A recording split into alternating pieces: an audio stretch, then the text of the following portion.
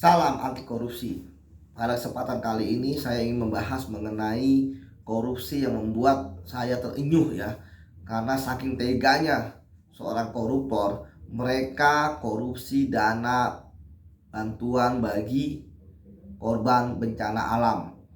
Kita tahu bahwa negeri kita ini tentu tidak asing lagi dengan bencana ya, mulai dari gempa bumi, gunung Merapi, tanah longsor, tsunami gitu ya, banjir bandang, banjir karena hujan gitu ya, maupun bencana-bencana lainnya yang mengakibatkan ada korban jiwa, korban luka-luka, baik ringan, sedang, berat ya, orang kehilangan hartanya yang dia dikumpulkan gitu kan, yang dia simpan selama bertahun-tahun seperti itu, rumahnya rusak, motornya, mobilnya ya, sehingga bahkan uangnya gitu ya hilang gitu, sehingga mereka membutuhkan bantuan, sehingga kondisi mereka memprihatinkan ya. Dan bantuan tuh datang gitu kan,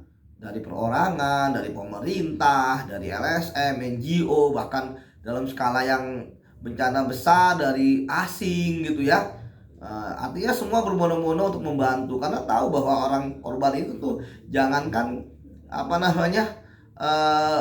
agar mereka bisa bertahan hidup gitu kan, agar mereka mampu untuk melewati hari-harinya untuk kemudian nanti bangkit ya, sehingga bantuan berupa uang, obat-obatan, makanan seperti itu diharapkan nanti mereka bisa pulih ya secara psikis dan juga luka-lukanya ya. Belum lagi uh, tadi kehilangan keluarganya seperti itu. Nah, tapi dengan kondisi gini banyaknya bantuan, baik orang-orang baik lah, karena banyak orang baik gitu kan di negara kita misalnya, kok para koruptor itu raja tega gitu kan. Mereka malah menyelewengkan, menyalahgunakan bantuan bagi para korban ini. Itulah sebabnya, maka bagi saya sangat prihatin bagi para pelaku korupsi ya, dana bencana alam, karena ini tentu sudah di luar nalar. Kita saja empati gitu kan, mereka bukannya empati ya, bukannya menolong, malah menambah beban ya. Uang-uang dikorup ya, dan ada bantuan misalnya makanan diselewengkan seperti itu.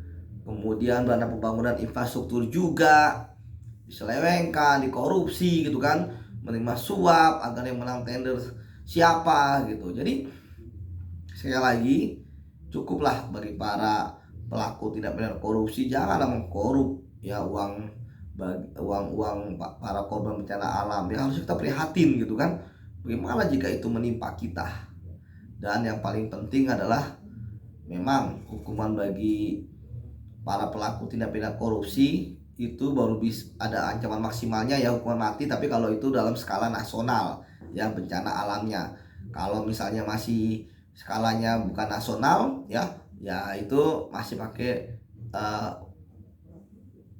undang-undang tindak pidana korupsi yang biasa seperti itu, yang misalnya maksimalnya bukan hukuman mati. Oke. Sekali lagi ya, kita berharap bahwa tidak ada lagi yang korupsi dana bencana alam, karena itu sangat menjijikan. Demikian, salam anti korupsi.